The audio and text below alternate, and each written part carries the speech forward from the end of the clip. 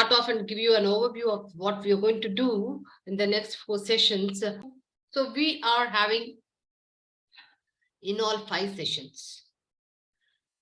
Session 1 will be contextual setting. But apart from that, today you will be understanding what is business analytics, what is HR analytics, and I will quickly run through some amount of evolution, but the focus will be more on some use cases, emphasis on how some of the organizations who have used HR analytics have really impacted in terms of revenue or productivity, etc.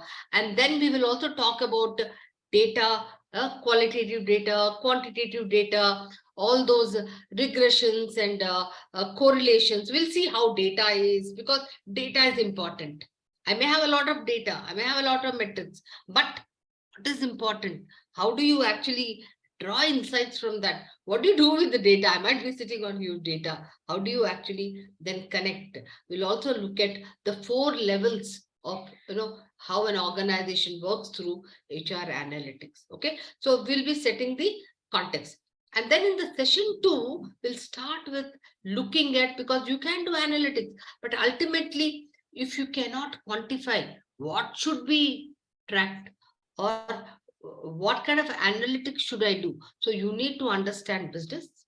And we'll be doing the balance scorecard, which is a measurement tool by which we will be establishing both lead indicators and lag indicators for all the functions. Okay.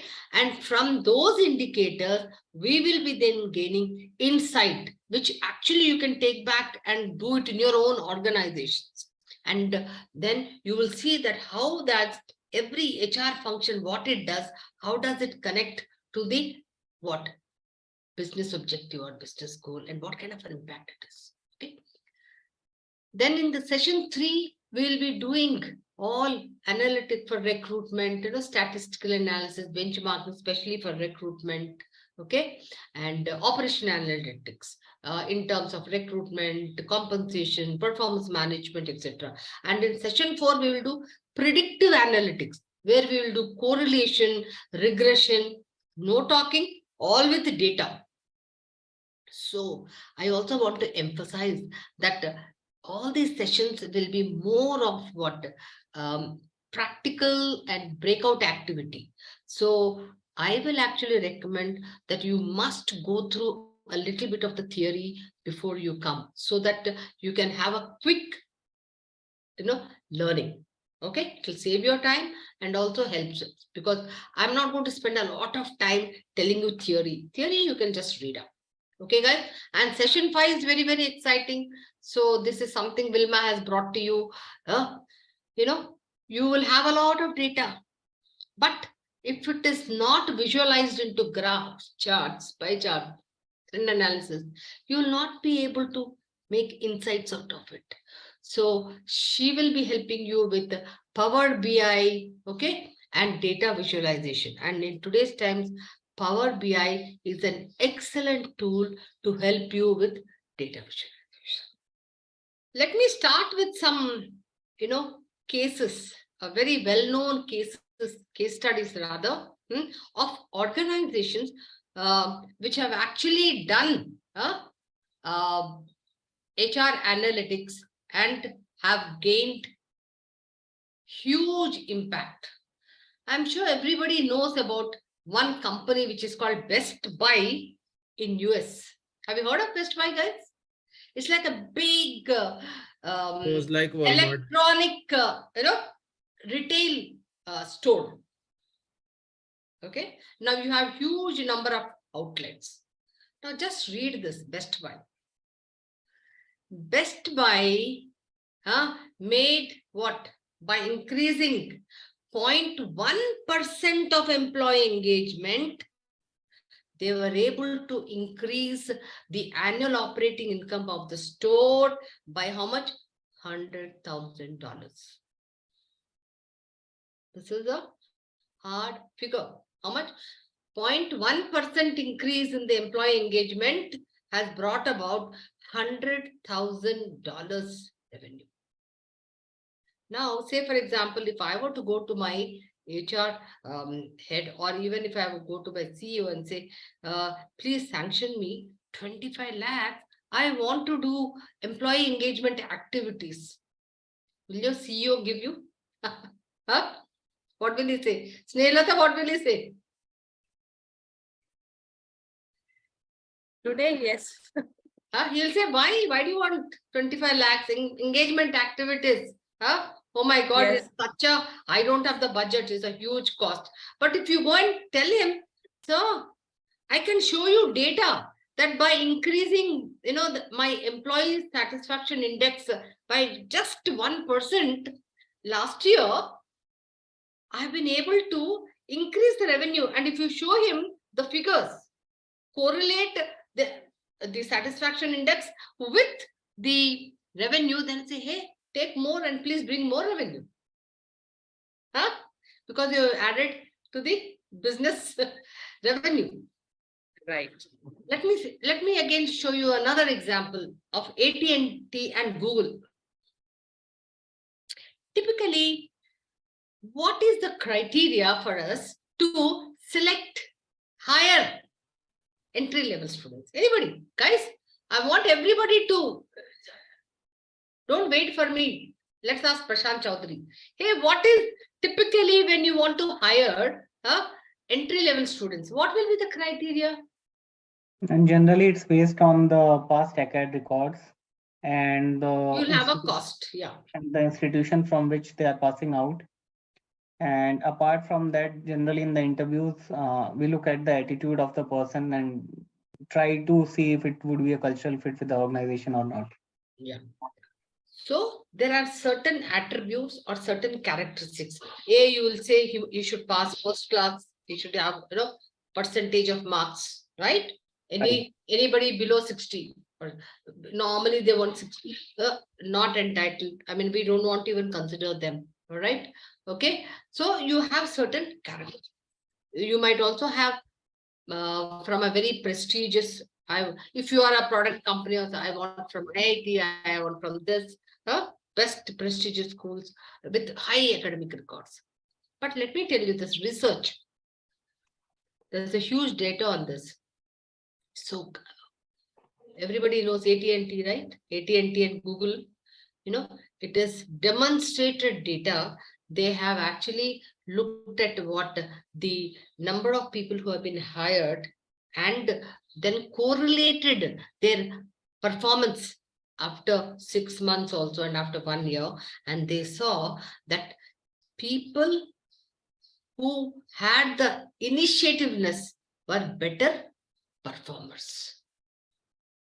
So then does it mean that if I just ensure that, what are those key competencies which impact performance, and I actually recruit for them? Let me also tell you, research shows that it is not high academic records and best of prestigious engineering colleges which go on to give what? High productivity. Okay. And similarly, even sprint. Like, for example, Prashant was talking about, they came up with early warning system. And this has become very common. In fact, most of the organizations, most of the IT organizations, because you know how it is, talent war and talent pool has shrunk. So they have, through a software, they have this early warning system. They have taken 12 or 13 indicators and they track them. So typically, if I were to ask, if a person is wanting to attract, what are some of the indicators? What are some of the indicators if a person wants to attract, leave very soon, they wants to resign? What will be some of the indicators? Productivity. It would reflect in their productivity. So can I say absenteeism? Drop in productivity? Yeah, drop in productivity. Excellent.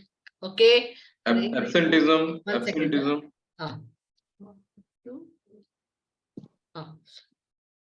Sorry. Drop in. I'm just writing capital P. Okay. Then Absenteeism, somebody said. Frequently absent?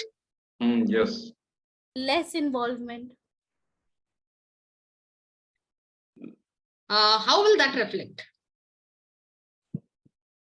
When you said less involvement, that means in meetings, sometimes you may say, oh, who's going Yeah, to do? absolutely. Or maybe I'll be a passive speaker, right? Making excuses all the time. Yeah. So less involvement by giving all the time some excuse.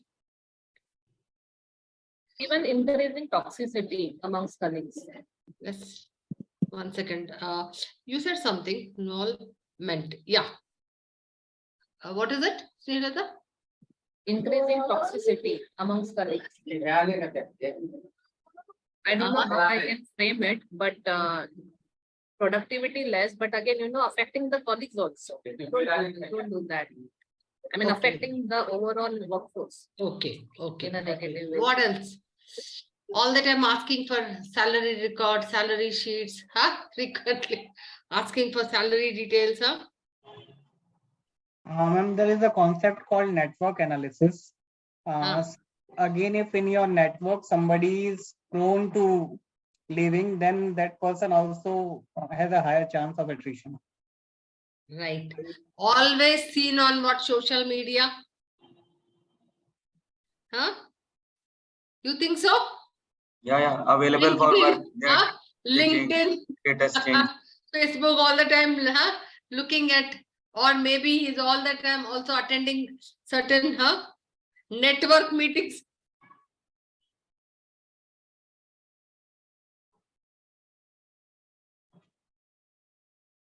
So typically what do? You will then see, hey, what are they which are the closest? And then in an early warning system, you will try and then start tracking the most 4 or 5 clearly key indicators. And supposing your underperformers are going and they're showing these symptoms, will you track them? You will say, please go. You're an underperformer, right? It's okay. But what is very critical for you, that as Prashant was saying, green, those top performers or that critical talent which is doing well and you want to retain them. So in fact, organizations, what do they do, as Prashant said, that your KRA is actually tied to that. Okay. All right, guys. So that was Sprint, how they use HR analytics to identify and reduce attrition. Oracle also, it actually predicts top performers, and also before they leave the organization, it tries to ensure that they're able to retain them. And in fact, they have made global policy changes for their top performers. And of course, there is a Dow Chemicals, which is also done a lot of work in the area of HR. One of the business. Okay, use cases. Very important, this call center. There's a lot of work done in this, saying that there's a huge attrition in call centers. Who has an experience of working in ITS companies, any BPO companies? At the call center, the people who take calls, it's a very hard work. You have to take telephone calls, you have to handle customers. It's really a tough proposition. Now, using HR analytics, they have found that it is not because of the company is paying less, or it is not because of other reasons, but most of the call centers showed that they leave the organization because of their bosses, which is very true, no? So a boss who is very, very, warm, the supervisor, and who is communicating most of the time, understanding their problems, okay, that boss managed to retain his team. Okay, see, so so research shows that the quality of supervision is something which makes it important for the attrition to be reduced. Okay, guys. Okay. Well, so as you understand that it is not only for HR analytics, typically you use analytics for business purposes as well. And when you're talking about the business analytics, there's a list of analytics they are doing. Retail, in the area of retail, financial, this is just a laundry list. Risk, marketing, behavioral. So this telecommunication, pricing, etc. So there's a list of analytics, just to know that yes, analytics is already become a very, very hot area, and there's great career. In fact, today, if you notice also, I actually see a lot of LinkedIn posts where they're talking for, what is it, analytic advisory role or analytics information role, analytics executive. So there's a great demand for analytics. Okay. Now, as I mentioned, just to trying to help you with the dots. So how do you actually do analytics? It starts with the strategic level. In session 2, we're going to talk about the measurement tool, which is called the balanced scorecard for an organization. And then we will draw the strategic map. We'll talk about strategic map, how to do it. In fact, you will be doing that. And then we will get the lead and the lag indicators. And then from there, then you start looking at what kind of a data I need, what kind of operation analytics I need to do, and what kind of predictive analytics will I do. So just another framework giving you, the framework is like it starts with your goal. So goal is, hey, what is the business wanting to achieve? What kind of outcome? Then what are the metrics I need to identify to achieve this, to track this? Then where do I look for that kind of a data? What segmentation, what location, what? So, and then what kind of insights am I going to draw? And then what actions will I take? So just a framework, right? Yeah. So as I said, just reiterating, once I understand the purpose or the business goal or the business outcome, then I will decide from where to collect data. I'll be collecting data, and then I will be analyzing data with all the statistical tools, etc. And then when I analyze data, then I will actually then do what? Identify the trends, the patterns, then I also do visualization so that I can actually draw insights and then take action plan. Okay, just to reiterate everything. So these are some of the areas of business, marketing, insurance, banking, logistics, manufacturing, where analytics is being used. Okay, an interesting example for manufacturing in the auto sector. In the automobile sector, analytics is being used a lot. Like, for example, I think it was Honda. Okay. So you know what happens? The dealer is supposed to track from all his customers all the complaints. Okay. Why do you think the company asked the dealer to track all the complaints? What do they do with it? Any idea? Is it just to resolve, or do they do something about it? They may know actual problematic area. So when they start, gathering data on a daily basis and then categorizing, identifying some trends and patterns, they are able to find out, is there any part, is there anything which is actually giving problem? So much so that I think it was Honda or something, they immediately withdrew from the market all their cards, because there was a small part when the cards were on the road, it was giving a problem. That's how they identify. Okay. Logistics. Do you think analytics is being used in logistics today in any way? Any idea? Earlier, when you had shifted, when you were things were shifted, I mean, goods were shifted from one place to other, you wouldn't know, you had no tracker, when will it reach, where is it?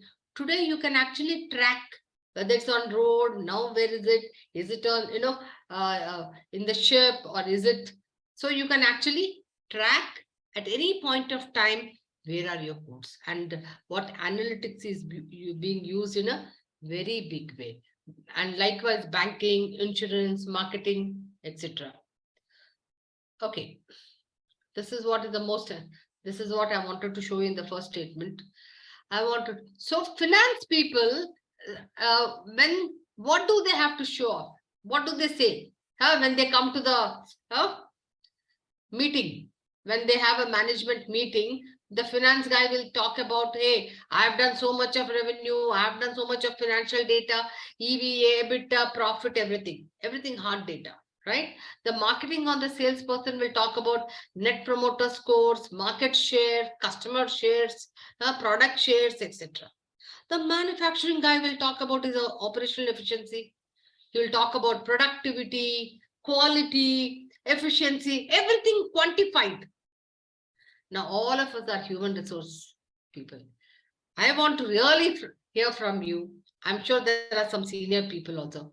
What do we talk about? Please.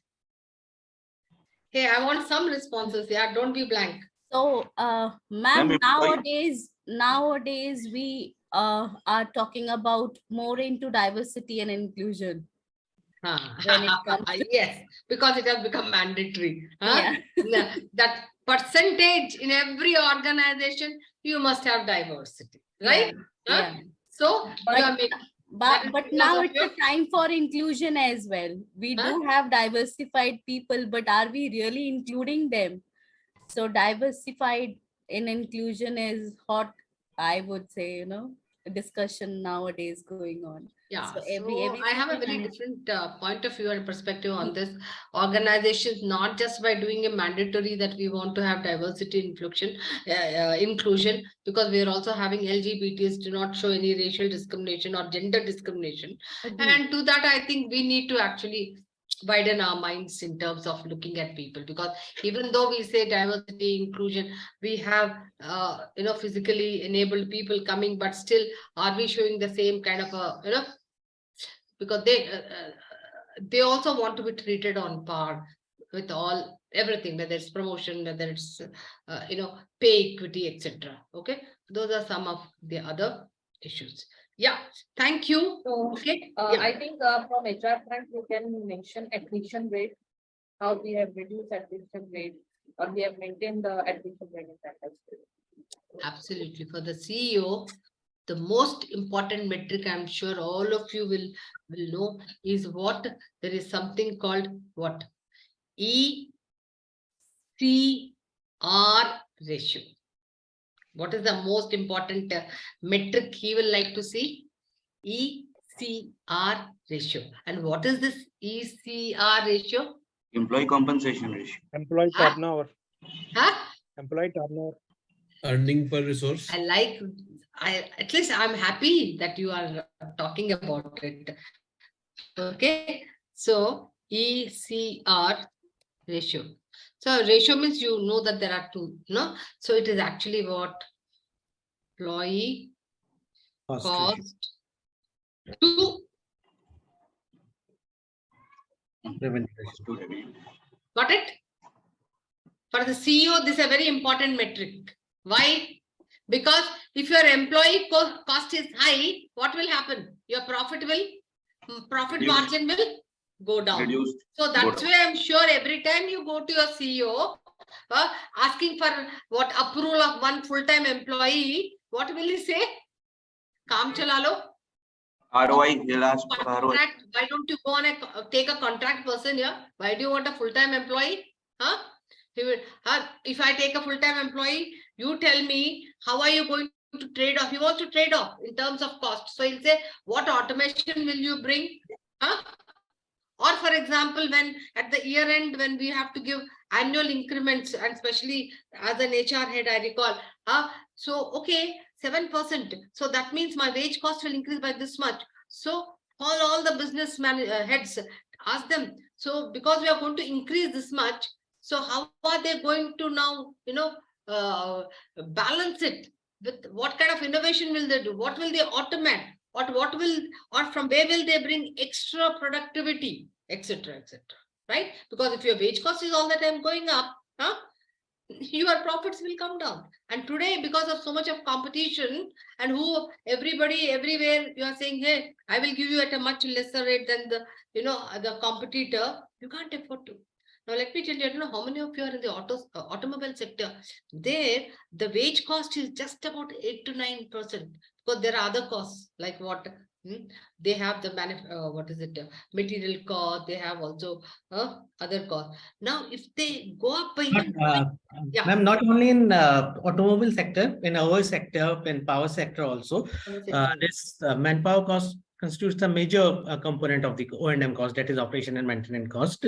And in public sector, so ours is a public sector company, TSDC India Limited. So we do not talk much about HR analytics or data in HR perspective, but when it comes to the manpower cost or return on training investment, we do talk about the data, and this manpower retention and manpower recruitment cost is one of the major part that falls in the ambit of HR, and we talk about that a lot. Absolutely, because again, it impacts your productivity, revenue, etc. In fact, IT organizations, the wage cost is the highest in IT organization, 30 to 40, if not more, 50 to 60% also. And I'm sure all of you are aware, because there it is the manpower which brings in more knowledge. So you have to hire the best people. All right. Okay. Actually, ma'am, I would like to add something. Yeah, who is this? Shiva? This is Ashutosh. This is Uh-huh. Ashutosh, TSDC India Limited. In HR, basically, when we talk about HR, we always say HR people are asset, but in balance sheet, it is always booked as liability. In PSUs particularly, like my friend Vimal Durgapal talked about TSDC India Limited, which is a company under the Ministry of Power. We are into power generation. Okay. So what I have felt in this 50 years is that when we talk about profit, don't talk about the expenditure which the company incurs on providing compensation or benefits to the employees. What we talk about is increasing revenue from generation, and HR has to play a bigger role when we say that it is a department where we can save money. So right now, there is no much, impact of HR in saving money, and even the senior management don't look at this area that by saving some money in these aspect also, we can add to the profitability. So basically, there's a difference between the PSUs and private companies, by best of knowledge. Yeah.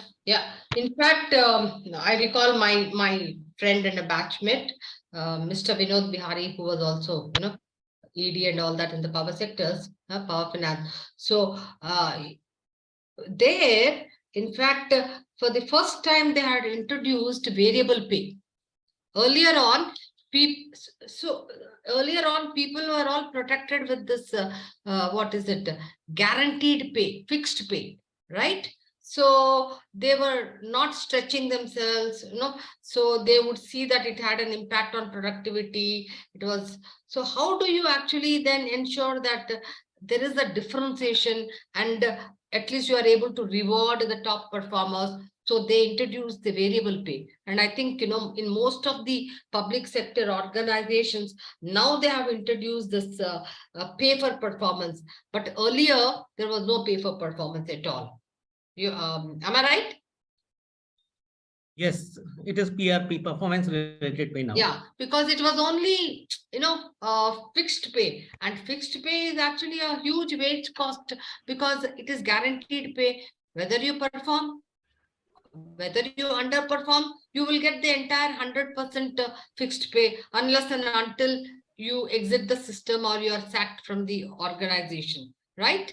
So therefore, your wage cost remaining the same, but your productivity comes down if you have most number of underperformers. Okay. So thank you so much for your contribution. That was a nice point for the public sector. Okay. So let us come to an understanding after having spoken about the importance of HR analytics, and also having spoken about some of the organizations, how they have already used HR analytics and have reaped benefits in terms of huge impact on productivity and cost, etc. Now, what exactly is it? So HR analytics is what? A systematic identification. What? Of quantification of people related processes. So from where does all the data come? From all this. You can recruitment function, so recruitment data, recruitment process, L&D function, L&D data, then compensation, all that compensation data, or performance management data. But how do you actually then quantify and then analyze and have those analytical processes and then help to what? Achieve or drive business outcomes? That's the key. Not just, okay, fine, we have captured number of programs done, number of hours done, number of recruiters. That is not going to create any impact. If you go and say that, yes, I have saved how much by ensuring safety and reducing water. If you go to this oil and gas, very, very important, safety is the key. And that you have reduced to zero, of course, absolutely very, very critical there, that what? You have been able to what? Impact the productivity. Or for example, can you recall another one? Breakdown time, right? Machinery breakdown. When your machinery breaks down, do you think it will impact productivity? Yes or no? Yes. Yes. So can you actually then start collecting data so that today what you say, do proactively because of your analytics, then you can draw patterns, trends, and then get them maintained much before. This is like, early warning system. Much before that guy leaves the organization, you are able to then call him, coach him, counsel him. Not when Snehalata puts in a resignation paper, then I will say, oh, Snehalata, I had such wonderful things planned for you. These are the training programs I thought for you. This is what the career ladder I thought for you. But what will they say? Should have told me beforehand, no? All this. Huh? What's the point? I've already promised the other person, so I have to. It's like that. Okay. So you tell me, I'm going to list out what are some of the areas in HR where HR analytics can be used. You guys tell me. I will write down the list. Talent acquisition for sure is a one area. Clear on. Yeah, I'm going to write it. What area? Talent acquisition. Talent acquisition. Okay. Yeah. Talent. Okay. Then this Retention. Training need analysis. onboarding, offboarding is something wherein we have this. Onboarding. Onboarding and offboarding both. Exit means exit analysis wherein we do.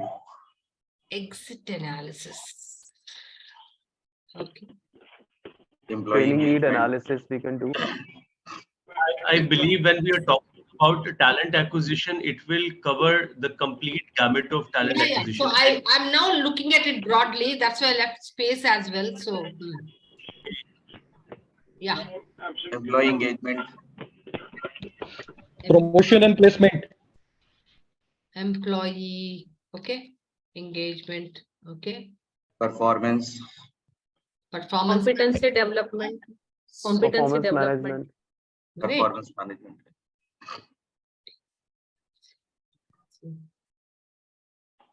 Employee relations, under which employee grievances come. Absolutely.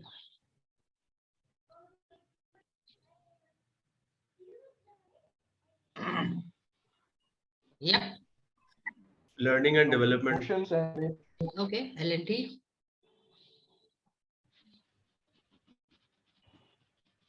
Okay. Succession planning. Excellent. SUCCE. Manpower forecasting.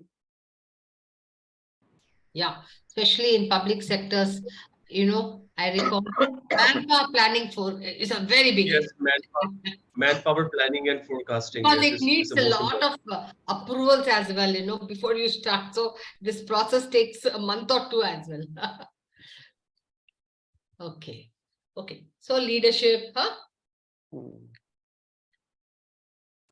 Compensation and Why did I benefits say also. leadership? Just for example. Okay. I've sent number of people sent for leadership programs, 10 people. Huh? But what have they done after that? Huh? Do I have any kind of data to validate and correlate? How did that impact business? Have they coached? Have they mentored certain leaders? So therefore, I will see, hey, if I've sent 10 people, how many more young leaders have they actually kept them in the talent pipeline, right? I could do that with my analytics. Okay. So leave management, client engagements. So it's in fact, what you will see that it encompasses all the HR functions, and you can definitely add value to the business by actually picking on key metrics and key processes and looking at all the lead and lag indicators. Okay, we'll go about it, but I'm getting you familiar. HR operations is also one of the key areas. Yeah, within HR operations also, when you talk about the gender diversity, when you talk about the salary packages through the salary registers. Absolutely. Are you talking about pay parity? Exactly, from compensation and benefits, na? Because where you have to find out the manpower headcount planning and within the annual operations plan. Right. So it covers each and everything, but I mean the cost to the company. Entirely. So Yeah. under that there can be a lot of analytics. Absolutely, absolutely, absolutely.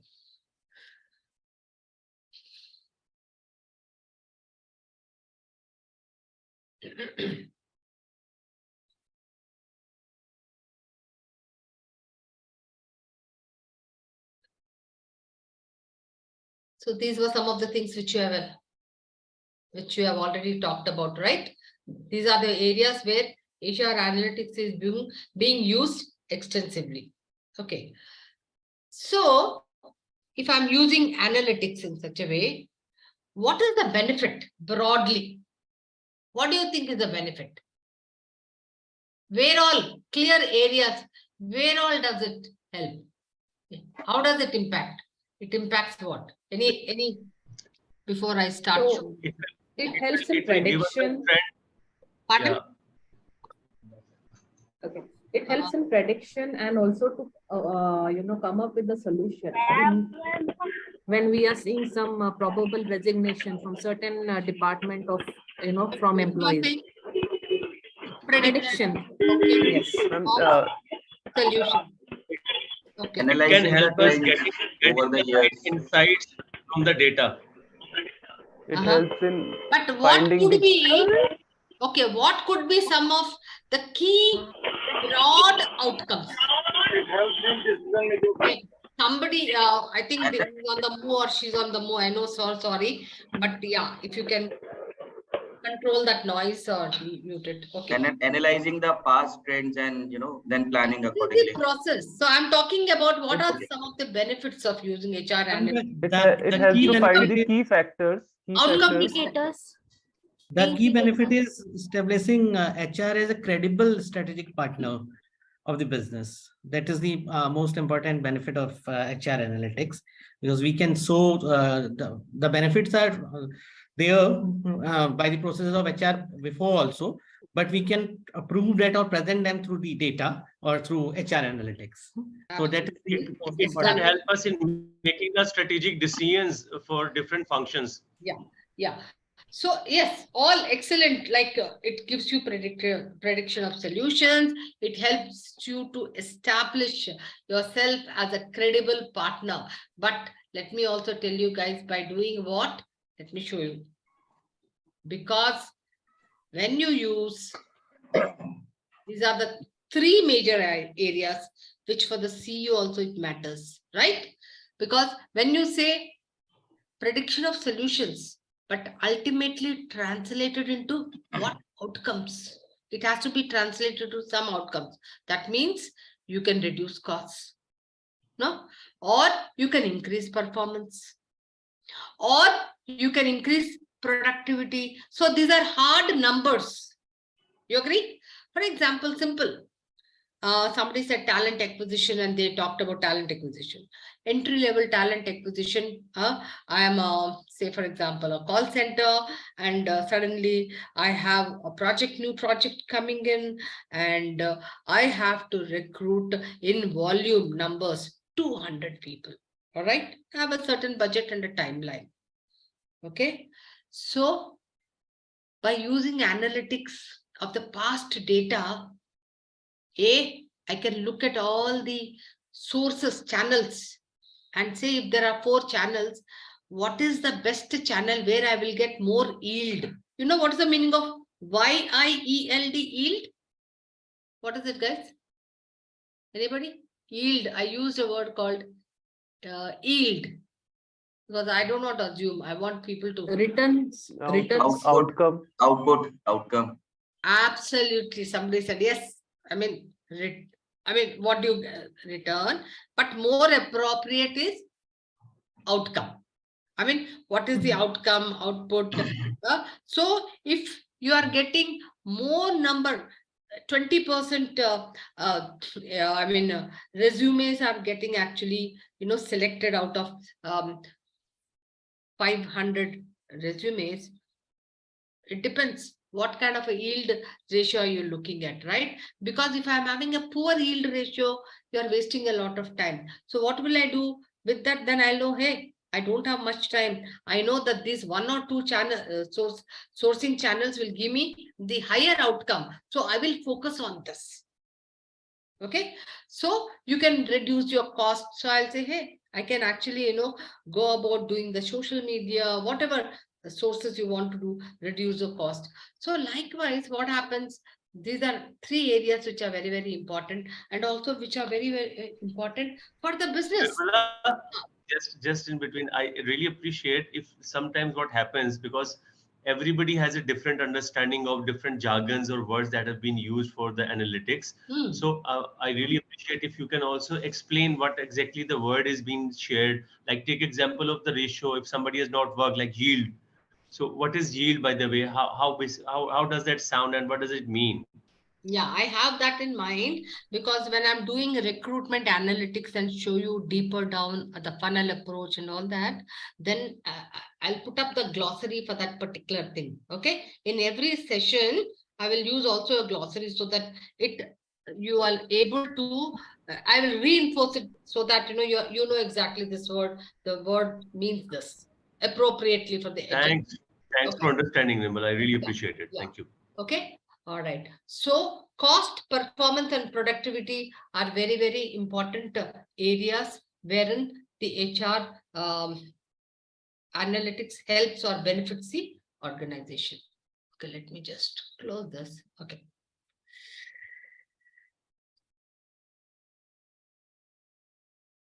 Okay.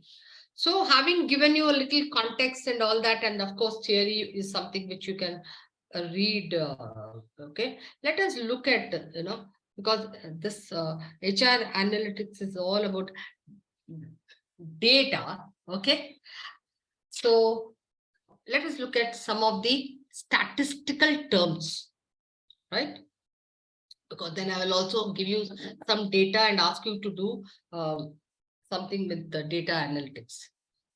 Okay, I'm sure everybody knows this, what we call it as mean, median, mode, which are what? Central tendencies, right? What is a mean? You know that, right? Mean, what is a mean typically? What's a mean, guys? Mean is the average of the total. Average. You number of items, okay? You take the value of all, sum of it divided by the number. You get numbers. So what is median? The middle number. The middle number. The data set. Or we can call it as, yes, some of you are very. So, and what could be the formula for to calculate median? It's very important. Oh, 1 minute. No. Huh? Anybody has an idea? What is the formula? N plus 1. Yeah. Quickly N put. plus, Huh? N plus 1 by 2. Yeah. So it is N plus 1 by 2, where N is the number of items. I'll just show you this itself. 1 second. Text. Yeah. Okay. Plus 1 by 2. Say, for example, we were taking this data for the median. So how many items are there? 1, 2, 3, 4, 5, 6, 7. So N will be 7. Then plus 1. Divided by 2. 2. So 4. equal to 4. 4. So is it 4 the midpoint or the median? No. It A is fourth number. the fourth in the serial number. 1, Yes. 2, 3, and 4. But please don't forget that it also has what? A condition that when you are actually calculating median, ensure that the Ascending order. data is either in ascending order or in ascending order. Because if you don't have your data in ascending or descending order, then you will not get the right median or the midpoint. Got it? Okay. Now, mode is what? The highest Repeatedly number. agreeing For number. example, it's very clear, 5. Okay. Now, range, that is interesting. Range, we are talking about range. What is the range here? Max minus minimum. Minimum. Huh? Maximum. Max minimum minus minimum. Again, should you have your data in an Ascending or descending order. Very important. Okay. Min to max, right? Whenever you call it, for example, I'm sure the best example will be all of you will know, hey, what is the range of the salary grade in which you are? I'm sure everybody will know. So the salary grade or the pay grade in which you are, it will have a min and it will have a maximum. Because you, of your experience, you could be anywhere between min and max, right? So that is your, so the range is what? It is also called the width or the spread, means how wide it is. So typically you minus it and you get the range or the width. You will do more in compensation analytics when we do talking about range and what is it? Is it demonstration over? 1 second. So this is clear.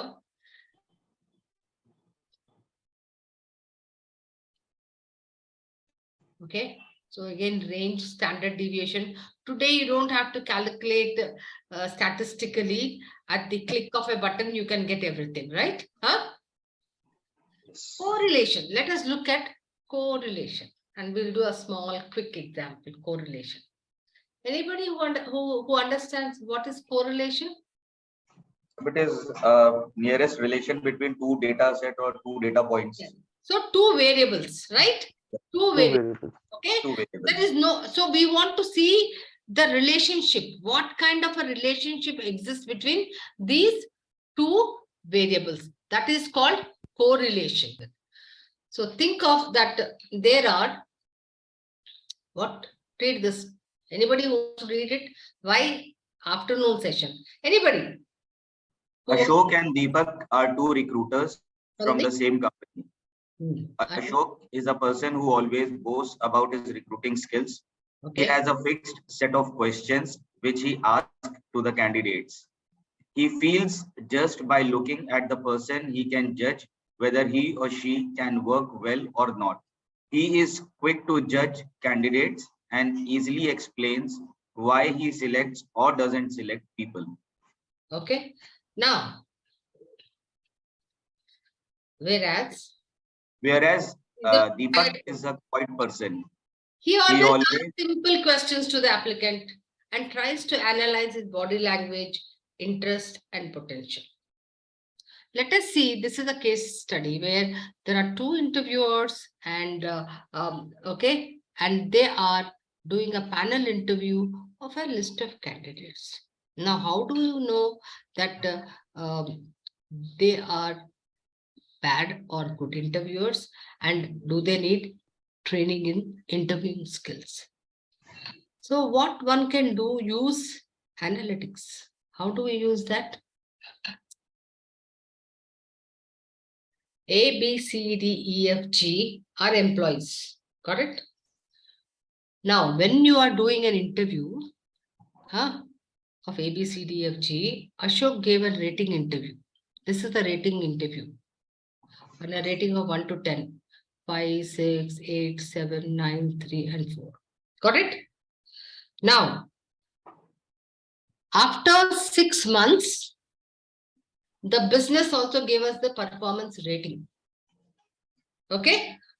The performance rating, can you get performance rating typically of employees? What about public sector guys? Huh? Guys, can you get performance rating? Huh? You can get. Yes, ma'am. Yes, ma'am. You can get. Huh? Yes. So, what is it? 4, 7, 5, 9, 6, 8. Now, what is it? I have 2 sets of data. What data I have? Rating interview data. I have performance rating data. So 2 variables, 2 sets of data. Now I want to know, hey, is there a correlation between the interview ratings and the performance ratings? So what will I do? Quickly, guys, this is very easy. Anybody has a laptop and all? Yeah. Yeah.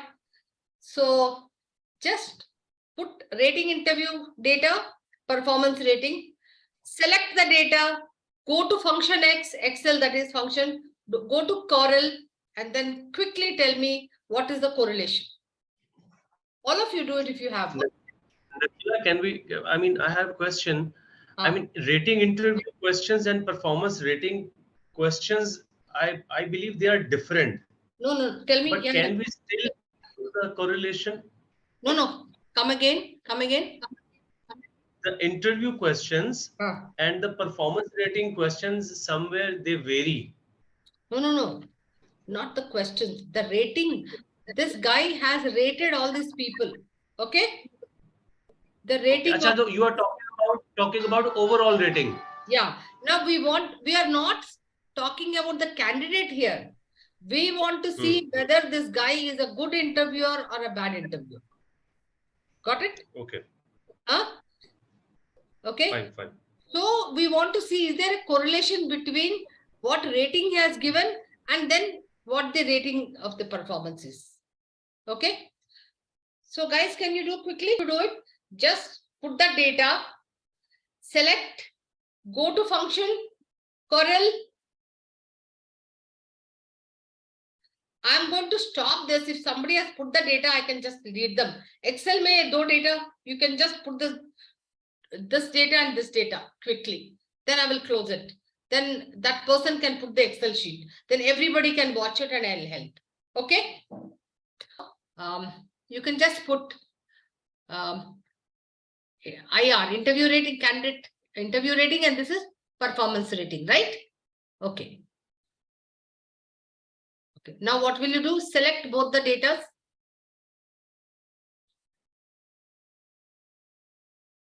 Good. Now go to this FX. Can you see FX function? This one, FX, your formula. This are formulas. Yes, you went to formulas. Click. Okay. Now insert function, Corel. वो 5 निकाल दो वहां पे क्यों है? Now insert function में ask for CORREL. Corel. Just put there, type brief description. Corel.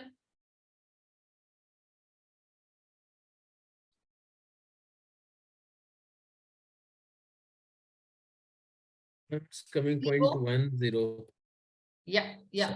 And then go. Now click on that and then say okay. Say okay. Array 1. Now this is not regression. So you can use array 1 as which one? Okay, I'm sorry, you don't have to select also. Just unselect that data. No, unselect that data because you have selected it now. Maybe you will have to do it again. Sorry.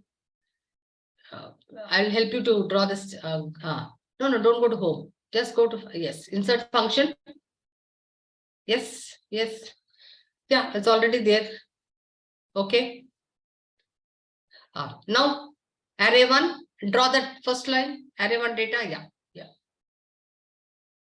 Drag it. Now, drag the other data. Good. Drag it completely. Now, okay. So, what is the correlation? 0.1. Okay. Now, I'll tell you. Now, the correlation, anything which is 1, okay, means it's a very good correlation. But this is 0.1, which is very, very insignificant. Now, I'll show you a graphical. So, just select both the data. Select both the data. Okay. Now, what you do, just go to insert. Select and go to insert. Now go to this charts where you can see and do a chart. You went to chart, scatter graph. Yeah, chart. Click. Okay, go to the first one, click. Okay, now what you do, just click on any of these blue dots. Click on any of the blue dot and right click. You will have a trend line and right click, add a trend line. Yeah. So you can close this window. Okay. You can close up. There is this. So how is your graph looking? That means when one data is going up, it is not showing any relationship. Up feels like a straight line. Can you see? So that shows that absolutely is as good as no correlation. That means there is no correlation between this interviewer who asked questions and who gave a rating with the performance. Now just you can close. Which chart was used? Which graph was used? Scatter diagram. Scatter. Now there is another data. I wanted to see that graph. Okay, I'm just, can you pull this down? I'll just share a screen and all of you should do this. Yeah, can you close this? Then I'll quickly. Yeah, can you close your, stop sharing?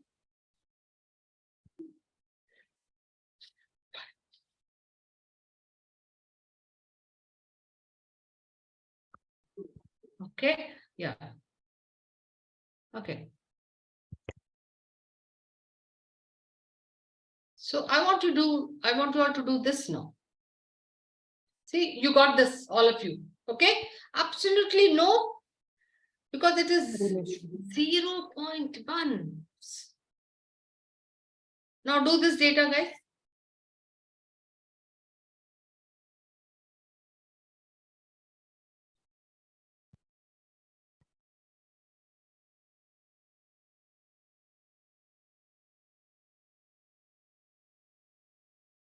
Yeah, one person, I'll stop. One person can do it like the way somebody has done it on the Excel, no? After you enter the data, you can do it. Then I will stop sharing. You can tell me as soon as you copy the data.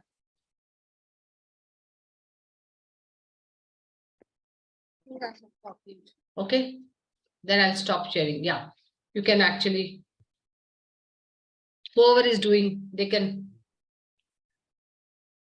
share their Excel sheet. Can you see this? Okay. Yeah. Do we want a chart or?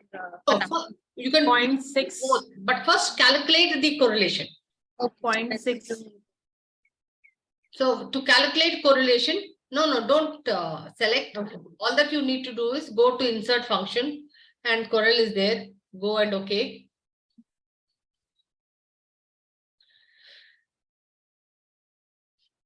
Yep. Drag the data. Yep. Absolutely. Absolutely. Yeah. What is the correlation? 0.64. 0.64. Anything above 0.5 is a good correlation. The best, of course, is as that 1. So now see how the graph looks. Visualization. No, go to insert data. No, not that. You can do this also. I typically like, click on that, add trend line. Click on any blue dot and then do a right click. Okay, you have a trend line there. Yeah. Are you seeing there's a difference when your correlation is better? See the difference between this correlation and that correlation. When it is 0.6, how does the graph show the trend line? And when it is absolutely 0.1, how does the graph show? I always like to have a graph because it's easy to read and predict. It helps me easily. Is everybody clear? Very clear? Just give me a thumbs up at least. Yeah. Yes, yes. Yes, absolutely. Not for me. Yes, That more you clear. understood. Yes, Yes, very yes, clearly. ma'am. Okay. Very helpful, yes. So now I hope all 24 of you can do this. So this is where you can actually use correlation. So I will tell you how further on in what areas can we use correlation there. So what were we talking about? Let me see if somebody can recall. We looked at Correlation. right? What were we talking about, or what was that we were learning Correlation, about? ma'am. You were telling correlation.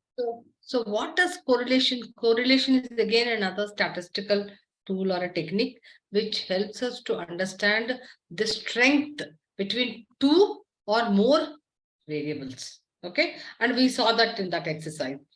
In fact, a perfect correlation is 1. Can you see? When a row, it's written as R kinds, is 1, that means there's a perfect relationship. So when one variable goes up, even the other variable is going. So that's a positive, +1, positive correlation.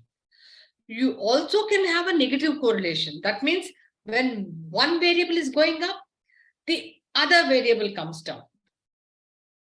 Everybody, I'm sure, can give me an example of a positive correlation. Okay, but let me see of a negative correlation. Anybody who can give an example? You train the people and the people leave because they are now more employable in the market. They get a good raise.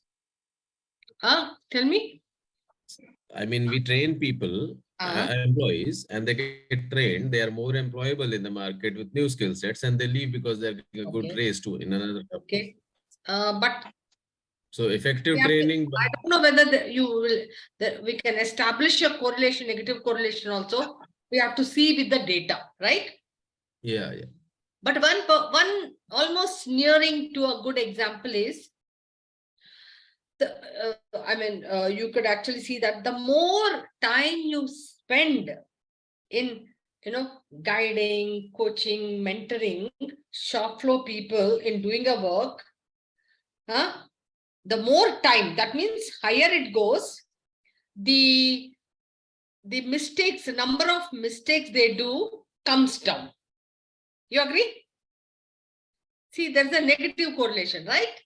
That means you spend more time and the number of mistakes at work, they reduce. One more? Okay. So, in fact, I wanted to share an example where we've done some work. So this is one sales organization. So the sales, there was a sales meeting and the sales were not up to the mark and they wanted to increase the sales performance, that is increase the revenue. Now they wanted to know, hey, how can we get,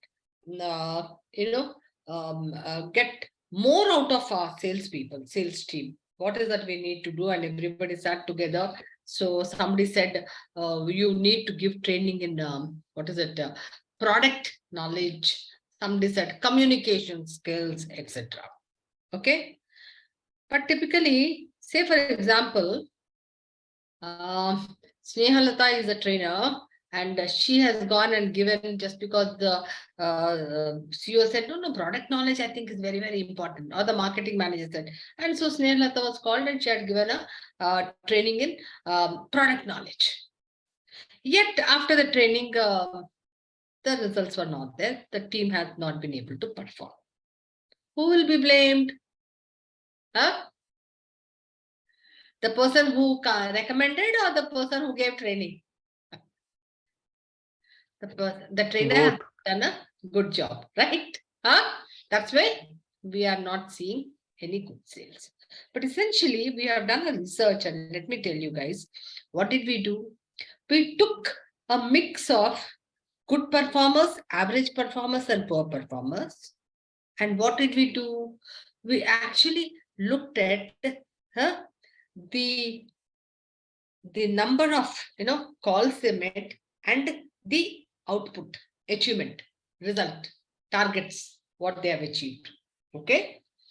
And what did we do? We then looked at number of years of experience. And is there a correlation between the number of years of experience and the productivity? Okay, we got a correlation. We looked at again number of the product knowledge training programs given and the productivity correlation. Communication skill training program and productivity. For communication skills, we tested with IELTS, etc., etc. We found with the correlation, the highest correlation was what? For listening skills.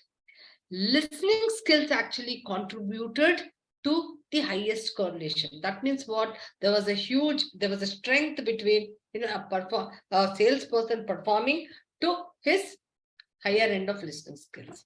So what happens with this research? Our focus was more into listening.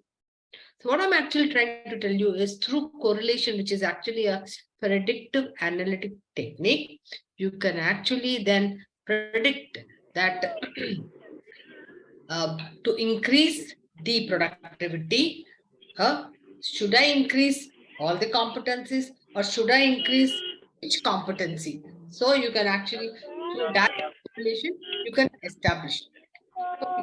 Now let us come to, we'll do more of that work, regression. Please, request somebody. Okay, regression. Another, guys, lot of disturbance. Please mute. Yeah. So regression. Now correlation between two variables. But in regression, there are two variables, but one is a independent variable IV and the other is a dependent variable. Regression is different from correlation. When we say, hey, what is the, so here, say for example, I will say, I'm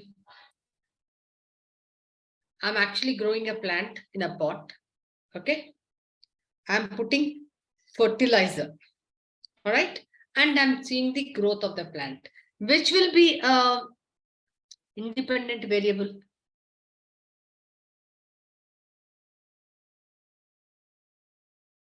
Which will be an independent variable. Anybody? Growth of the plant. Growth of the plant. Will be an independent variable.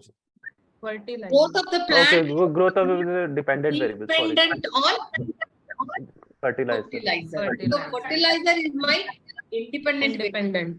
And apart from explaining, are you also writing something in any of your word? Because we are able to see the PPT that is being displayed from the last 10-15 minutes. Yeah. Are you working on also? Right now I have not, but I'm going to use the Blackboard. Okay, just to help you all understand for regression what we are going to do. Because I know some people will be having certain challenges, whether connectivity and all that, right? Okay. Yeah.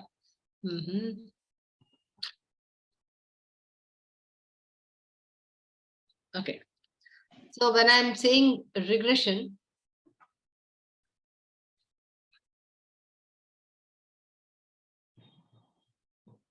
regression is something we're going to use it in our session 3 and session 4 and session 5. So regression is again a predictive analytic technique. That means it can predict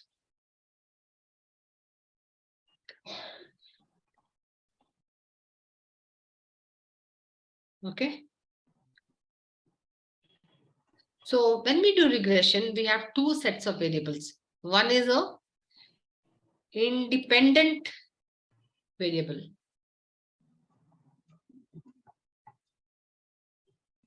And the other is a dependent variable.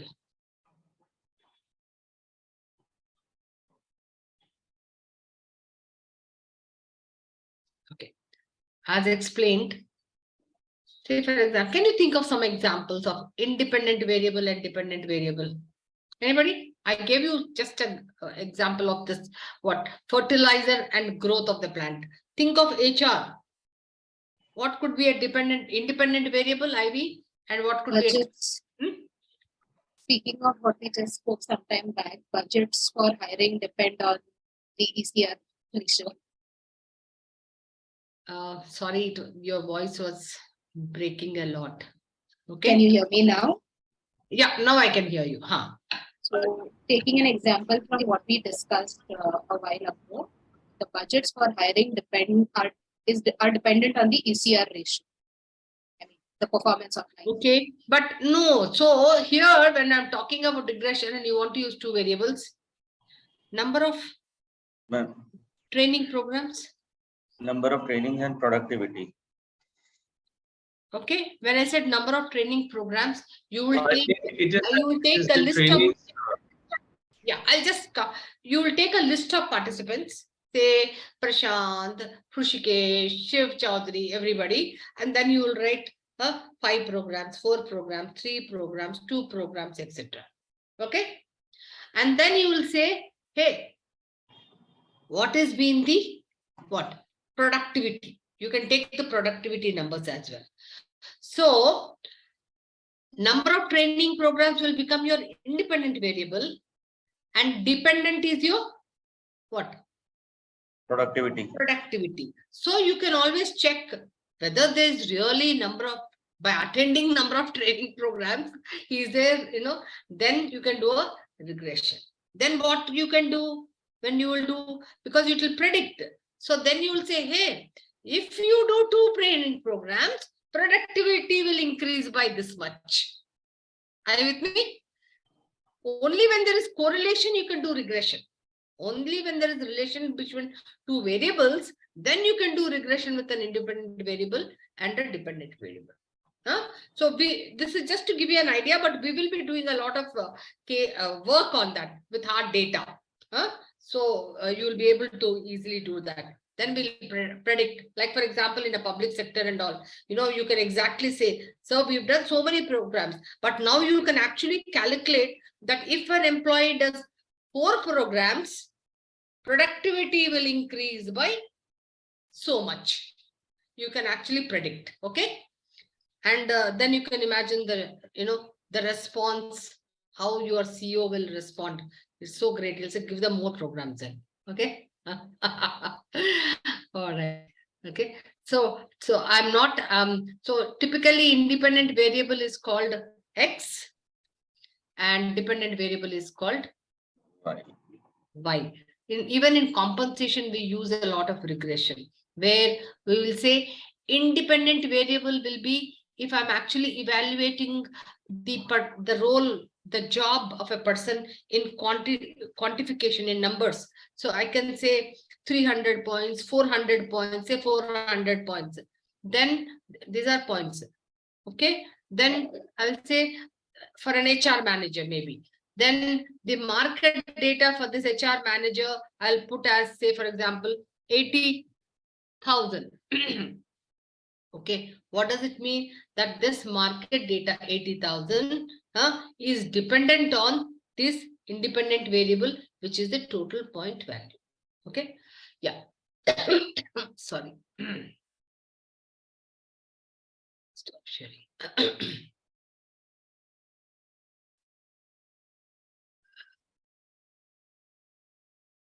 For all of you who have not done correlation regression, please, that should not be a concern, because we are going to do, this is just to introduce, because we're going to do actually a lot of work on these areas. Okay. Yeah.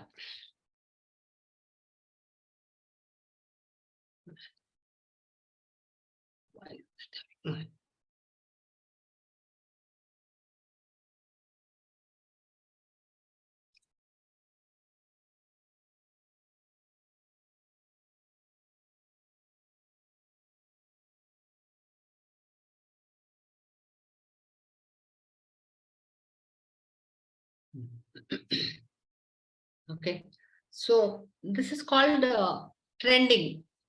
So when you say trending the data or trend series analysis, in effect, what are we looking at? We're looking at data for 3 years, 4 years, 5 years and seeing, hey, what patterns is it following? It could be just for a year looking at 4 quarters, or it could be for 12 months.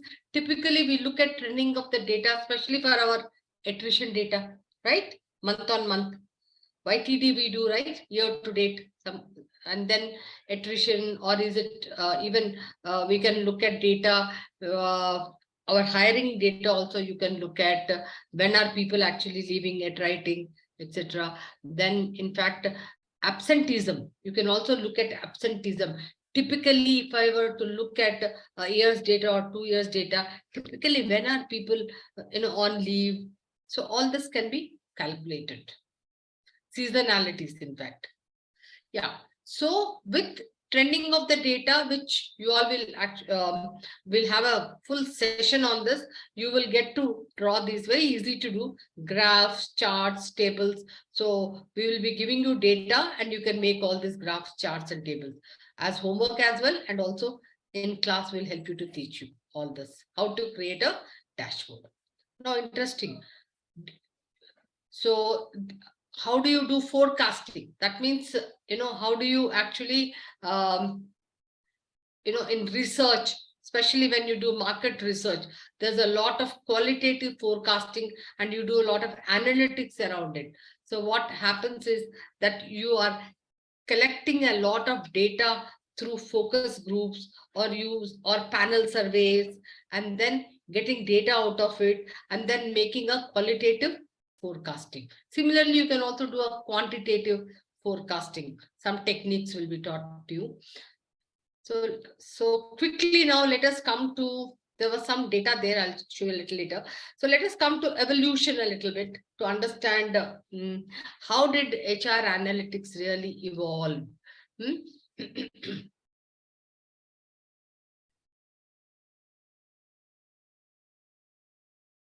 Yeah. So typically, the real true form of HR metrics evolved sometime in between 60s and 70s. I'm sure everybody heard about this book called HR Metrics, and we were all glued to that HR metrics, and we were only looking at metrics for every process. Right? So that it generally started that way. And then thereafter came this person, Fitz, who actually wrote a book, Measurement of Human Resources. Okay. And during this time, it was an extension of HR metrics, and we saw a lot of technology coming into it, and the usage of SAS, what we call it as decision support systems, use of SAS and SPSS. I'm sure some of you must have heard of these softwares. For analytics, we started using this, especially SAS and SPSS were used. Thereafter, then came the balance scorecard of Norton and Kaplan, which is a measurement tool for an organization. And then there was a little more on that. Then Norton and Kaplan thought that balance scorecard was not enough. Then they said there should be a map to it. So then they also developed these strategic maps, which actually connect with the lead and the lag indicators. Then came the HR scorecard, written by Ulrich and Husslet. They started talking about the scorecard, which more holistic, using data tools like RFID, etc., etc. So in short, this is a little about the evolution of HR analytics. Now we talked about all this, where all can we use the analytics, okay? And where all can we use, but what will be the sources of data? Yes, let me know. From where can you get data? See, you can use it in recruitment, you can use it in performance management. You mentioned about it. But what is important is data, the sources of data. Where can you get your data? Any idea? What will be the source? Please. I don't want you all Employee to go. data. Employee data. Absolutely. So you can As use in what? resource management system. HRIS data, right? A lot of people use ERP. You can use, and others, some of them use the HRIS data. So you can get data from the HRIS data. Okay. So we talked about essential steps already for how do we do identify, collect, clean the data, analyze the data, and then draw insights and interpret them. Just a reiteration. Okay.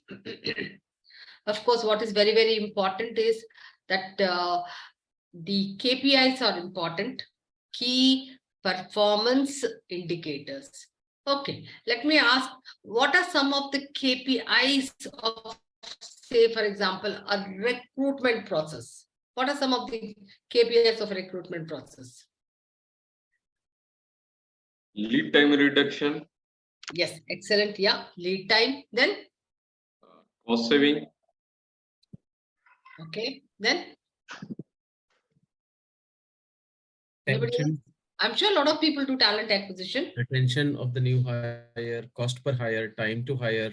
Yeah, so it means that at every level, which are the lead indicators, you can actually have a metric and track them right from the time of sourcing till the person accepts the offer, and also going beyond for how much time is he there, for 3 months or 6 months, no? Huh? And also the back out ratio, like if people have accepted an offer but they don't turn up for joining. Yeah, so that's where I mentioned about, I mean, offers made, but how many people have actually, okay, accepted also one, but how many people have actually joined, onboarded?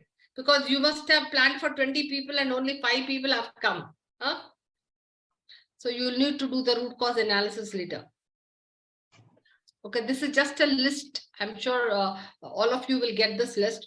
HR performance metrics, okay? So typically when you look at HR performance metrics, revenue per employee, full-time employee, profit, overtime, labor costs, absence rates, training expenses, training efficiency, voluntary. So these are all, most of them are lead metrics. So you can have metrics both for lead and also for lag. For recruitment, what could be one of the lag indicator metric? Turnaround time. Turnaround time is actually a lead indicator. That means by how much time have you closed a position? When I said lag indicator, outcome, end result. So the performance rating of the resource. The performance efficiency and effectiveness. Yeah. So you should also track, hey, how many people were able to perform, right?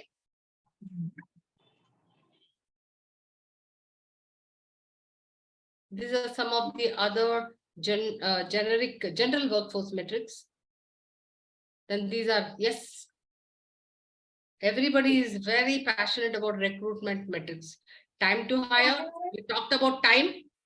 We talked about cost. We talked about sourcing. Then how many have resigned in the first year? Very important for attrition. Right?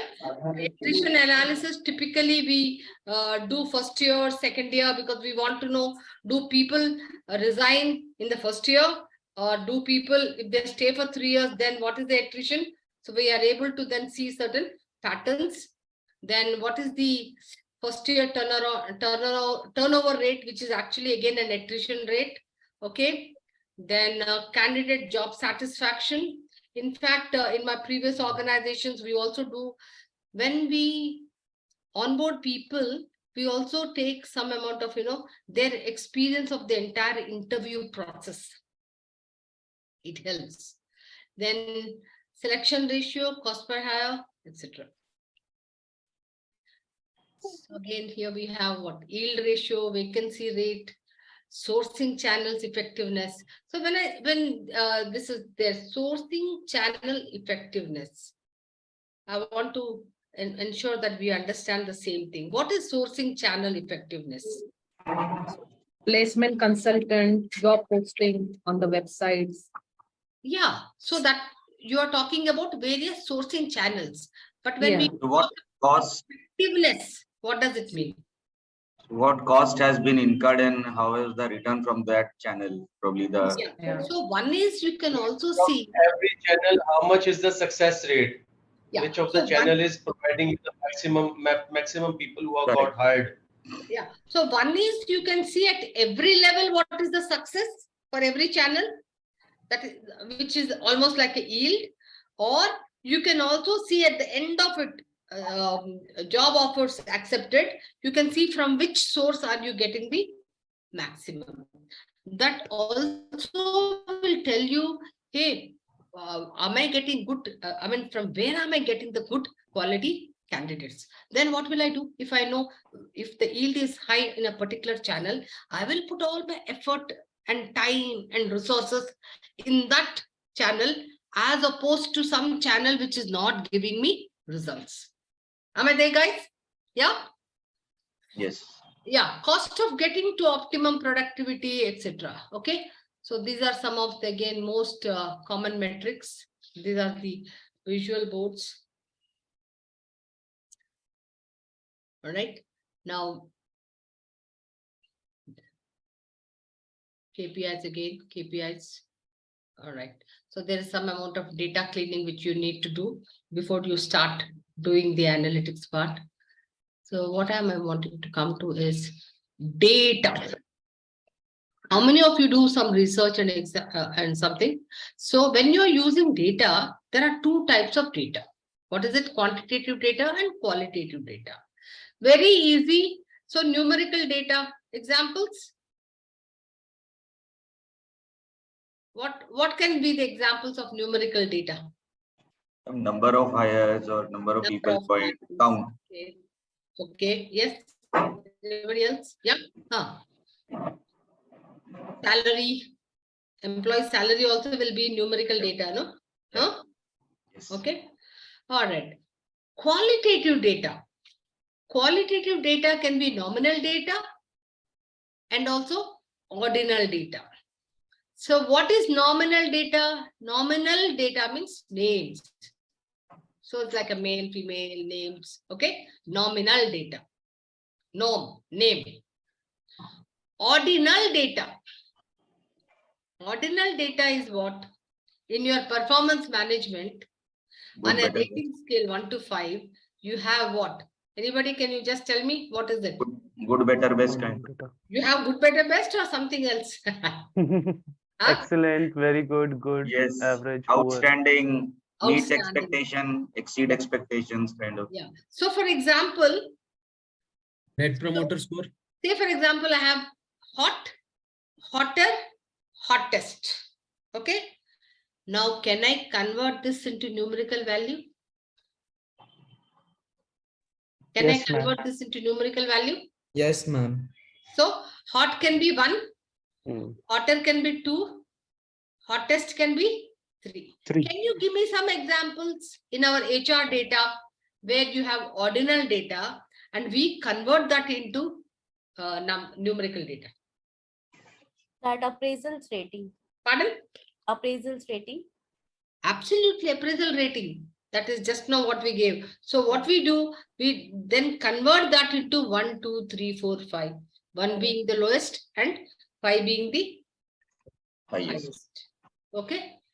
So in most of the qualitative research, you will see that most of the time you are actually picking up ordinal data, which gets translated. For example, questionnaire, employee satisfaction questionnaire.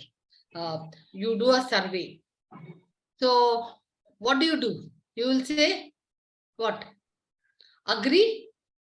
What are some of the things you will say there? Huh? Agree, disagree, Strongly agree, strongly or agree. agree, Yeah. moderate. So that is the ordinal data. Then you will give a numerical value to it. 1, 2, 3, 4. It could be a 4 rating scale, 4, or it also could be a 5 scale. I personally do not prefer a 5 rating scale, especially when you are doing a benefit survey or a employee satisfaction survey, etc. Why? People choose to be where? Neither this side nor that side. They will choose mostly to be at a 3. To play safe. To play safe. Not tendency. much can be done. So when your data comes up like that, you can say, hey, people are playing safe, because you're not getting strong, input then. So I prefer to have just 1, 2, 3, 4, because this is called forced ranking. You are forced to choose one of them then. Okay. Yeah. So just to show you qualitative data and quantitative data. Age, height. I think I'll put another one. Yeah. Like quantitative data, height, weight, age, distance, all in numbers. But qualitative data will be happiness. Happy, very happy. You can do that, right? Pass, fail, eye colors, shadows. So you can have, then you can make it into numerical value. Ma'am, age group will be in quantitative or qualitative? Age groups. Age group, can you just elaborate on that? Age will be 30, 25, 30, 40 is the number. Yeah, yeah, but if we make a category like 45 to 60 age group, 30 to 45 age group, then so it's a quantitative data, but it's a different thing that you are actually grouping it. Okay. It's a quantitative data, no? Only that you are grouping it. Okay. Okay. It depends now what is the kind of input you're getting and how you want to use it. Okay. But it definitely is not qualitative data. Okay. Okay, guys. So you got some data right there, all of you, in your courseware. Guys, I'm using this data set 5. Okay. Data set 5. Now, if you notice, it has these data point: gender, okay, then you have age, then I don't want to use hiring data, you have salary, you have bonus, you have overtime, and then you have rating, and then you have okay. Now, first of all, when you look at a data like this, there is something very interesting. You can see this, what I'm doing, okay? What you do typically, we want to see how this data is distributed. Are you getting me? How the data is distributed. So when I say how the data is distributed, what do I want to know? Mean, median, mode. That's how you will know how is the data distributed. Familiar with that? You need to go to Excel file. Okay. Can you see this? Yes, then go to Yes, we can. Options. Then you say add-ins. Okay. Now go to, there will be analysis toolpack VBA, and there's also analysis toolpack. Please click on analysis toolpack. Okay. Then say go. Then can you see a small window which has opened up called analysis toolpack? And now say okay. All right. Now when I say okay, look at my screen where this bar is there: pause, share, annotate, remote control, next to stop share. There should be an icon. Now I can't see any icon here, right? What I will do, I'll just click on data. Now can you see an icon here, data analysis? Yes, no? Yes, ma'am. Data analysis. Now click on this. Now another window opens, right? Now I want to see how the data is. Typically, if I want to see how the data is, I go to descriptive statistics. Okay. And then I will say, okay. Got it? Now I've not actually selected which one I want, but I want you all to do it. Now what you can do, all of you have this data, no? So input range. So Can you please come? Nirmala, we Huh? lost you in between. Can you please come again? Can you please come again? We just lost you in between. close this. Where are you? Were you here? Descriptive statistics, or shall I go back one step before that also? Yeah, just one step back. One step back. No problem. No problem. Okay. Do you see this data analysis tool pack? How did I get this? Do you know that? All that I need to do, I showed you. What I need to do is, okay, I'll just repeat file. Huh? Yes, Go to ma'am. options. Then tell me somebody who has already add-ins. Add-ins. Go to analysis tool pack. Okay. And then save. Okay. Huh? And then you will get actually a window because now it's already downloaded. So this is the one you will get. What is this? Data analysis toolpack. Now when you click on this, you want to know how the data is, how is it, what is the mean, median, mode, etc. Then you will have something called descriptive statistics. Got it? And then you say, okay. Now, all of you, I mean, you can do a combination, you can try for one. So some of you can do for what? The rating, performance rating. Look at just the performance rating. That means input range. Okay. I have to do what? Input range. Ma'am, actually I'm doing simultaneously, but I'm not getting that option, that the top one, descriptive statistics. So what can we do? follow the steps parallelly so that we all can be on same page? Sure. You want me to go back? Yes, ma'am. Okay. Everybody? Okay. Yeah. Maybe what I will do, hey, I'm going to close this. Okay. One of you can put this data up. And I will stop guiding. I'll guide you. Okay. One of you who knows Excel so that everybody can see. Huh? And you also learn. Yeah.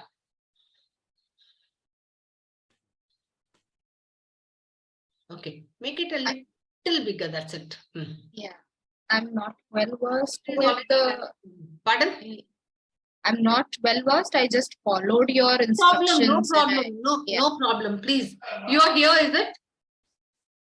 Sorry, just a moment. So yeah, this is the file, right? And this is how I landed on descriptive statistics. This one. Okay. So now input range. So if you pull that window will go to one side so that you can input the performance rating. You want this entire column to be selected. Now you have a performance rating, right? So select that and put there the entire range.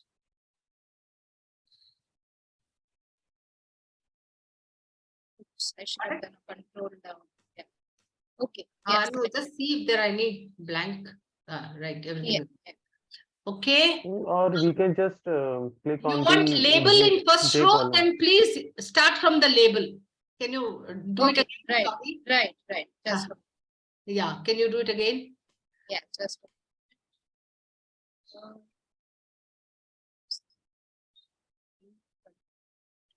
yeah. Label in the first row? Yes, there is label. You can click. I mean, okay. Yeah, you have to click that square. There is something on label. Okay. You will have to redo again, I think.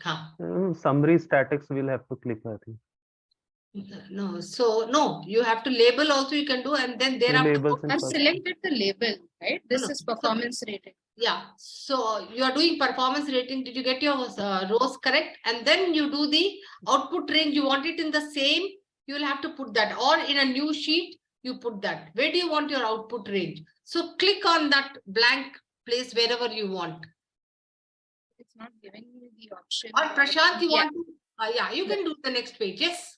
You can click on that. So for example, the output range, you click that and then go there. Then it will, and then go there. Output range. You can see that output range, right? Click on that. Oh, on output range and select it. Just a moment. Output Then output will come there. I got it. Just a moment. So here, okay, I've selected the column. Now I head to output range and I select. And then summary statistics. You have to then select summary statistics. Your summary statistics. Yeah.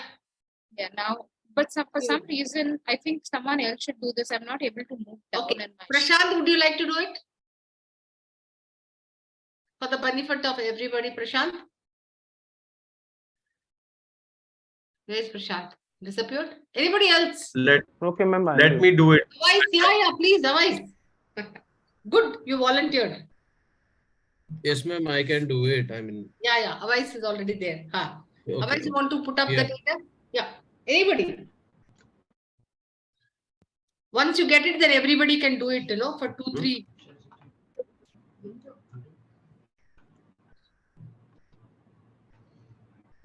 So you can see now.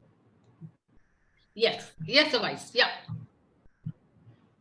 Okay, so I'm going back again. Yes, sure. Performance. Okay, this is review. the Yeah. this is Data the analytics. data analysis. Excellent. Descriptive Then go to descriptive statistics. statistics. Okay. Then it is asking for your input. Yes. You take performance rating. Okay. So select that row, performance rating. Yep.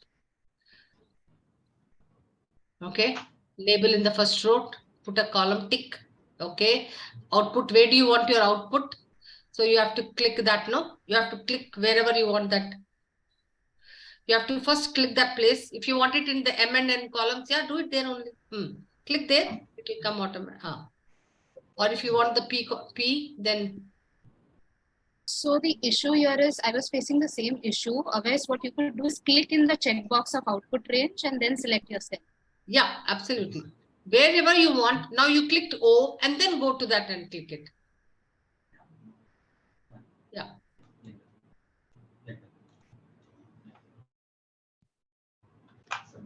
And now summary statistics. Yeah. Do you want also largest and smallest? You can click if you want to. Then okay.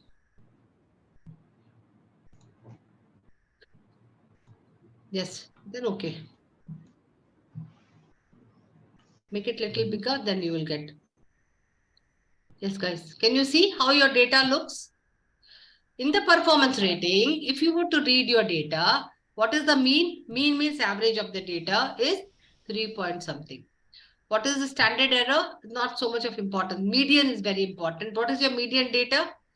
3. What is your mode, which is means highest? 4.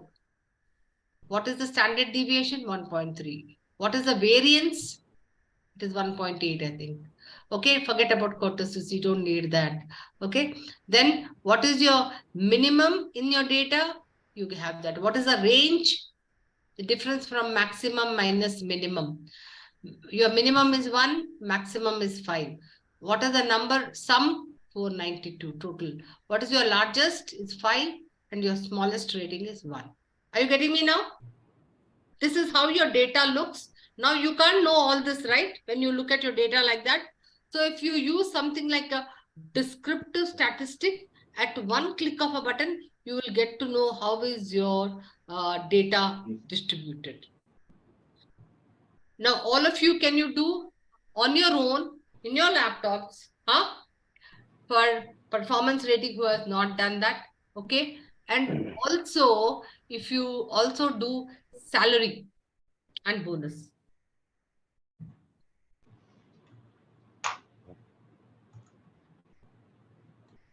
Okay. Can you give me a thumbs up as to you have understood what is supposed to be done and how to go about? Yeah, ma'am, I can do it. I mean, we got it, but how to make sense of this descriptive analysis that has been presented in column O? How do we make sense of it? I mean, so how does it? So when you get your mean, median, mode, okay, so you get to know what does mean mean.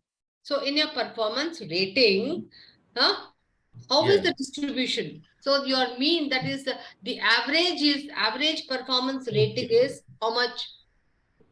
Okay. Yeah, I mean, for salary, it does make sense. What is your median data for your performance rating? 3. Yes. What is the highest number of ratings mode?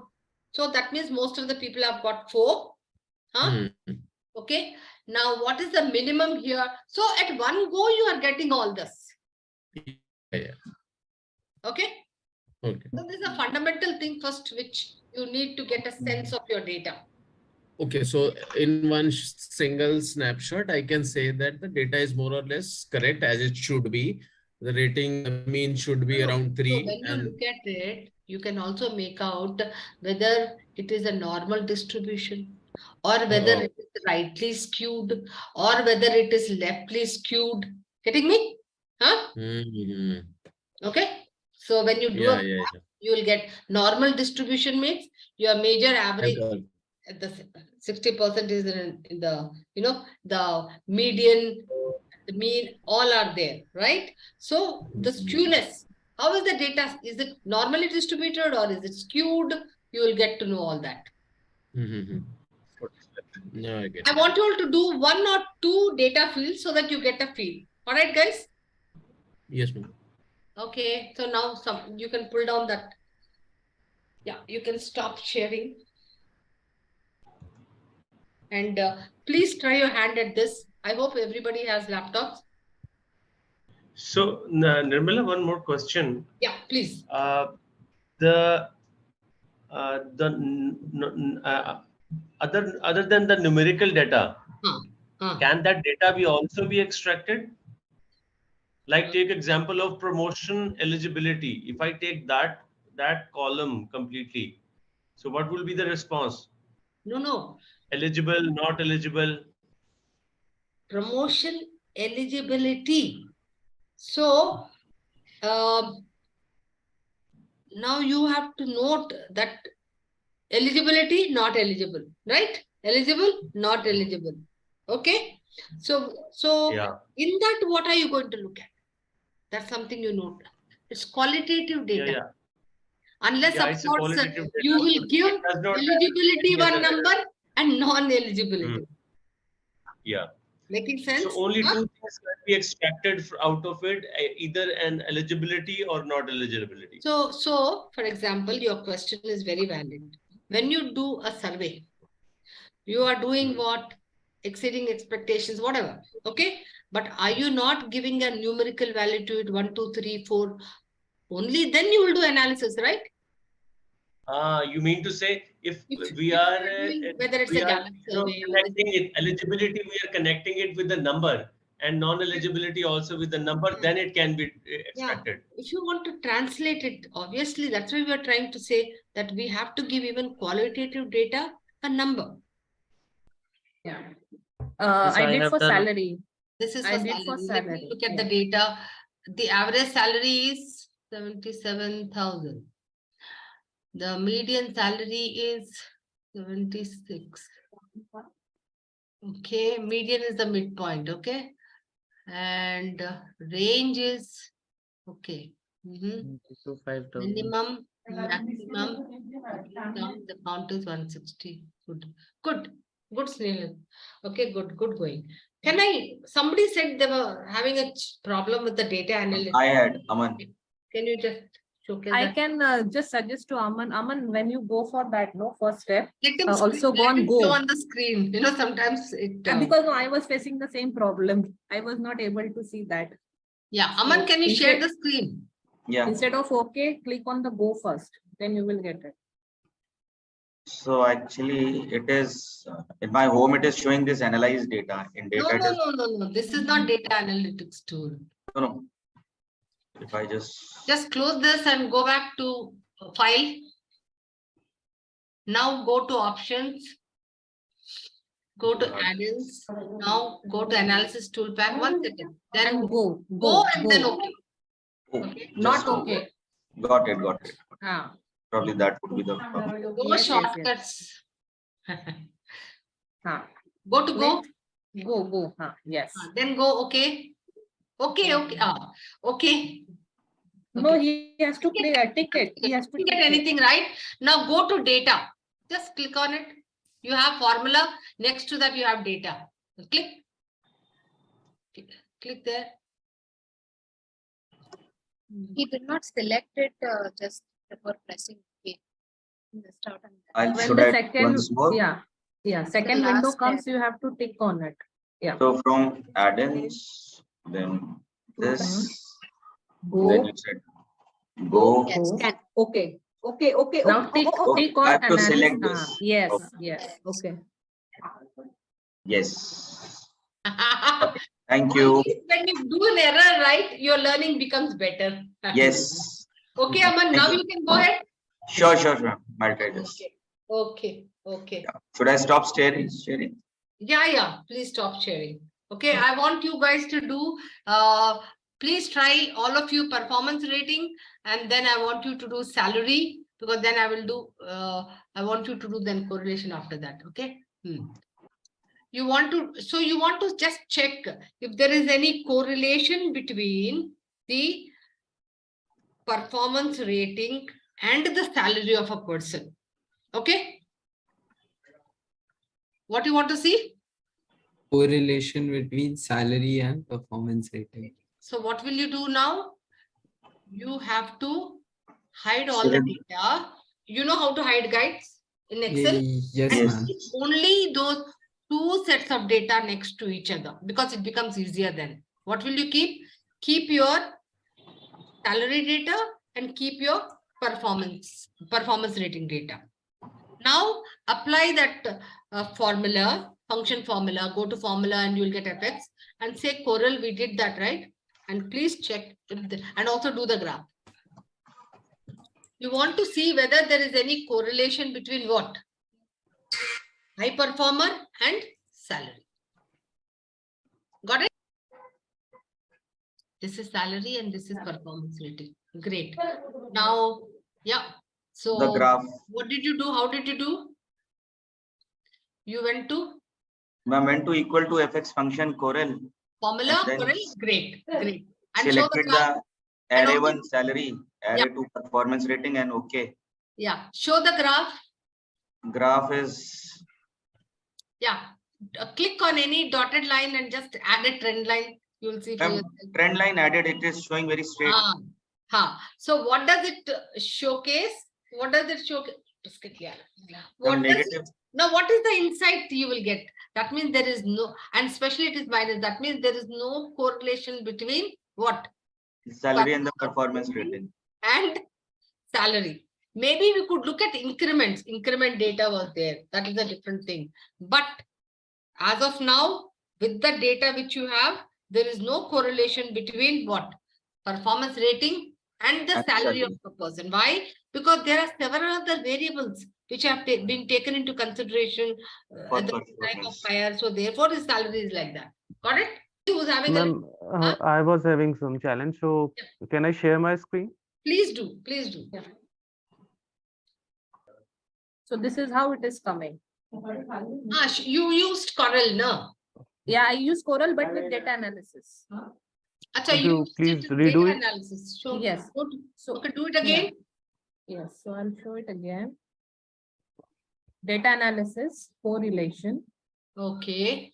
And here I selected both the both the columns. Okay. In input range. What you did was input range. You have to have that colon. Okay, that's why it was coming column 1 and 2 separate. The whole array needs to be selected, then only it will be applicable. The array needs to be selected. Okay, what I was doing is I was selecting the column, whole column, 2 column, but I have to select the range here instead. Acha, you were selecting only that. Okay. So this is Meritt, how can I you do it for everyone? I mean, just for the understanding to correct it. Yeah, that would be great. I want to see how we did it. So this is how I selected. I'll select again. Here. Labels in first row. In output, I just randomly like this cell. Randomly you can select and then any cell and just okay. And this is how it came. This is how it is coming. No, but yeah. So what is the correlation? 0.011, exactly what we are getting by the formula. Okay, good. So that means there is no correlation at all, right? And you know how to do this scattergraph or the chart. Great, good. Okay. Okay, guys. Yeah. So Vilma will give you homework and also just 2-minute quiz. So I hope all of you are ready for the 2-minute quiz. Let's. So the first question. What is HR analytics? A, B, C, none. Which one? A. A. A will be there. The process of analyzing human. Yeah. So how many say A and how many say others? Anybody else who says it is something else? So it is A. Absolutely. The process of analyzing human resource data to make business. So everybody who's got A is correct. What are some common HR methods? What are some common HR Again, A. A, B, C? A. A. Okay, very clearly. What is predictive analytics? Ma'am, there is a total points as well after submitting this form. Yeah. We have got total points as well after submitting We got this the form. score also. Yeah. Okay. So what is predictive analytics? The process of A. analyzing past data to Analyzing make past future data Past, to make future analyzing past data for future predictions. So A. What is data cleaning? Process of removing removing irrelevant data. B. B. Correct. What is regression analysis? A. Statistical technique used Two to or more analyze. variables. No. Yeah. Because amongst the A. What is data visualization? B. The process of presenting Presenting data. data. Presenting data in a graphical format. Okay. Yes. Though I've skipped it, clustering analysis, but I'm sure. A. A. Group similar data. Statistical technique to group similar data points together. Yeah. KPI, I'm sure everybody knows. B. And then you'll be disappointed. What is workforce planning? B. B. Process of identifying and planning for future workforce needs. Dashboard? B. Tool Tool used for data visualization. visualization. So what are the highest? How many points? So people have got 10 on 10. 10 on 10. 10 on 10. Don't tell me. You seem to be already pro at HR analytics, right? Yeah.